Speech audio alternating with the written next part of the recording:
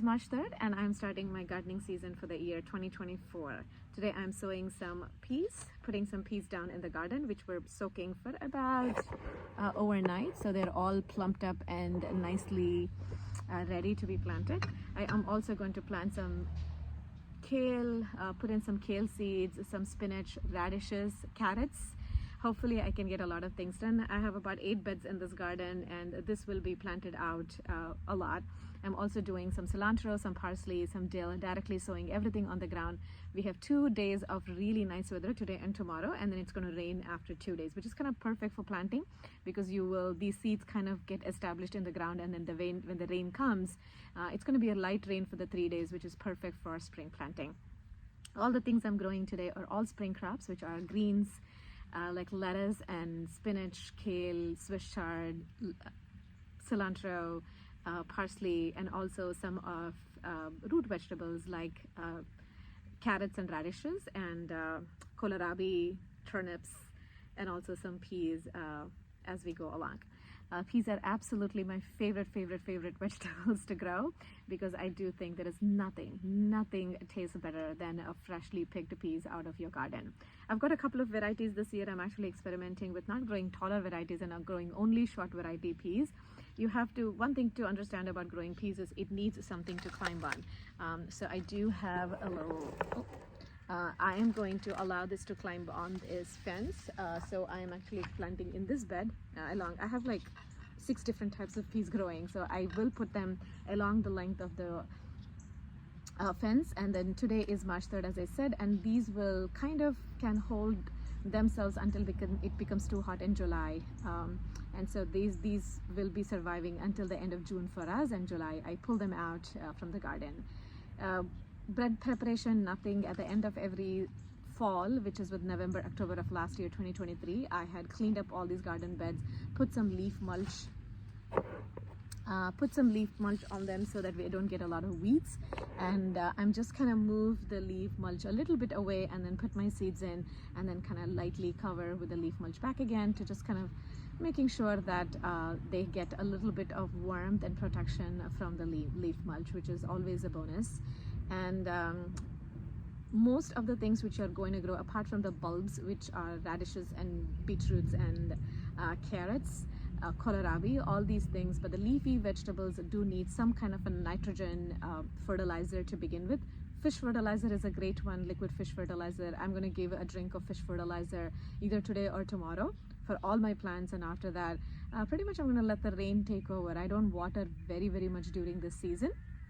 I'm going to give it a little bit of a fish fertilizer when I start them, and then kind of leave them alone. And then when the plants begin to shoot up, germinate, and are about 2 to 3 inches tall, then I'll come back again and then see if they need nutrition. Maybe I will give them some kind of a slow release of fertilizer, nitrogen, which has some amount of nitrogen, phosphorus, NPK value. So that's kind of what I'm doing today. It's pretty simple. Today is in zones. If you're in zone 6 and 7, I think it is March is the beginning of everything. It's ready to plant. It's a pretty simple process. I'm going to put this down so I don't knock it out, and we'll see if I can. Okay, this looks good. I did have here we go. I do have a little bit of this. I make some marks like this. Trench it, put a little trench, and then take seeds. These are all. This says it is arrow green. This is green arrow is a shelling peas, and I'm going to plant them about 1/2 inch apart, and then I'll cover them with. Let me walk. So once the peas kind of goes in, I will cover them back again with soil. And then just pull the leaf mulch on top, so this will still allow the light to come through because it's very loose, it's not a lot, and that's it. And then you will soon realize and see some shoots coming out of them probably in a couple of maybe, like, it depends upon the temperatures and the warm weather, especially by a week or 10 days you will definitely see some shoots coming out. And as I said, peas can grow, peas peas like being in cold weather, so they will be fine. They will take all the cold you can give them. Even if the snow comes, they will be fine. But one of the things you have to apply and discount for, that's a fish fertilizer there. Ooh, I spilled some. It's okay. So one of the things you have to remember is that some of the birds will come to them because the birds don't have a lot of food right now. If you see in the garden, the fruits and flowers, nothing is available for them to munch on. They're probably eating some bugs at this point, which is amazing. They do eat some bugs from the garden, but they will also find your seeds. So you might notice that even if you put about, say, 60-70 peas, you might get about 30 shoots or 25 shoots. That's because some did not germinate, some were eaten by the bugs, some were eaten by the birds, and squirrels moved some of them. So you have to make excuse and discount for all of them as you work with the nature. That's kind of the part of gardening. And I am usually very generous with the way I put my seeds in. I take discount that this is what's going to happen. As I said, I'm growing about 4 varieties of peas today, variety of shelling peas, two varieties of shelling peas, 2 varieties of snap peas, and I make sure that I plant them in different garden beds so now that each variety gets 1 garden bed, and I know what they are. Even if I forget today, when I eat them, I'll know what they are. And as I said, some of them will be eaten by the birds, and that's I'm kind of ready for. So that's peas. And then I sowed in some radishes, spinach, and dill. So some of the favorite varieties of radishes I grow are breakfast radish. These are the ones which really never go out to seed.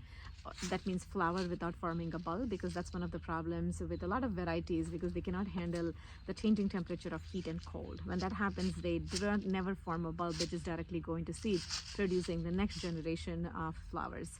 What can you do? You can harvest the flowers and eat them. Flowers are edible, leaves are edible, radishes leaves are edible. But then if you want the bulb, which is the point of growing a radish, then grow varieties which don't go to bolt very quickly. Breakfast radish is one of them. The other one I put in is this, which is early scarlet glow, which is a red variety. Then what did I put in today? I think I put in, oh yeah, I put in this variety called Spanish, black Spanish, which is like a black from outside, a white from inside. And I also put in some watermelon radish, which is white from outside, pink from inside. So these are some of the varieties of radishes I put in the garden today, along with the peas. And some spinach. The variety of spinach I put in is, let me see if I can find the packet. This one, which is a bloomsdale long-standing spinach, which has like these triangular leaves, which I really like. They grow a little bit taller than your regular spinach, and I really like the taste of them. And I grow a lot of these throughout the gardening season. And so I planted some of this. I also put in some cilantro seeds.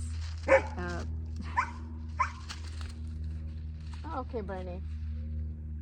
Sorry, Murphy's not coming to play with you today. Sorry. So I put in some cilantro seeds in the garden directly. All I really do is, actually I had another packet which, sorry about that. He wants some attention. He's a sweet boy, but he wants some attention. Okay, so you take some cilantro seeds in the hand and then you crush them. I don't know what it does. I've always done that. It's supposed to kind of help them germinate faster. I just rub them a little bit, and then let's say I'm putting it in here, because I have cilantro everywhere in my garden. It doesn't matter. This is where I put actually the radishes. So just put some seeds in here. That's it. And then you cover them up lightly and water them, and you will have cilantro plants. Cilantro are a cool weather crop, so at this point if you sow them, you might see that the germination is very, very slow, but they will come out and give you good cilantro seeds. I also did some dill. Dill are another favorite herbs to grow in the winter, spring for me. So I did grow some dill. Same thing. I take dill seeds. They're not very small. They're large. They look like this. And then same thing I do. You just kind of, let's see if I can make it front and then put it on the other side, because I already planted. This is just for the, what do you call it, demonstration purposes? Yeah, demonstration purposes. So I just put in, I'm going to take my hands in and then create a little burrow or trench, whatever you want to call it, and then take the seeds. Each dill becomes a plant, so you don't want to put too many of them too close. So sprinkle them about half an inch apart. You can always thin them out if you want to. And then you will have some dill plants in April or early May. Not early May is too late. You will have some dill plants in the end of April. So that's all. So that's what I did. I did some beets also. The variety of beets I put in is I put some golden beets. Put some golden beets, and I also put in ruby red beets, which are also really good. I have grown them before. This is a second-year seed packet. I've had them forever, and I grow them all the time, so I put those two in. If you don't like beets, yellow ones, these ones, the golden varieties are a little bit less beety tasting than the red beets. If you like to try, they're really great roasted. So I usually roast my beets. I like beets in everything. I like beetroot palya. I like beetroot poriyal. So there's a lot of things I grow with beets. That's what I do today. I put peas in, cilantro, dill, spinach, radishes, and some beets. I have already started some kale plants inside the house, and I have started some more beets inside the house. They're already plants which will be planted out probably the next Sunday, which is also a nice weather, because tomorrow we are having a nice weather, and then it's going to rain for another 3 days. So whenever I'm planting, I always do it on a very nice weather, when we have 2 consecutive nice weathers followed by some rain. That means these plants, the seeds which are planted now, will get some rain, get established today, like, kind of cozy up and get settled into their place, and tomorrow or day after, when it begins to rain, it's not heavy rain, so they will get some rainfall and then soak up all the water and then swell and then become shoots and roots. And then they will produce flowers and fruits and vegetables and greens, which is going to be awesome. So that's March 3rd. Today is what I did in my garden. Enjoy your gardening season. I will leave in the comment section the varieties of radishes, spinach, cilantro, peas I just put in the garden today. And then follow along with the journey as to what I do and how I take care of them as we go along. Thank you for watching. Have a very, very good gardening season of 2024. Namaste.